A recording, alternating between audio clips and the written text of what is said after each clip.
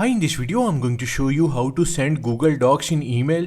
Attaching a Google Docs file to an email ensures easy access for the recipient, allowing them to view or download the document directly from their inbox without needing a Google account. So let's start the video.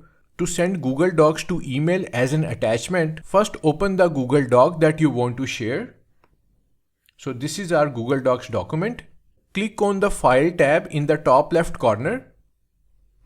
Now hover your cursor over email and then from the sub-menu click on email this file.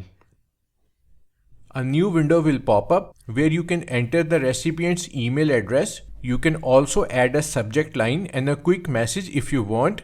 You can choose the format in which your document will be sent. Just click on the drop-down menu under File type and pick from the options like PDF, Microsoft Word. We are going to select PDF. Once everything is set, just click on Send button and your Google Docs file will be on its way to recipient's inbox. So that's how to send Google Docs through email as an attachment. Thanks for watching.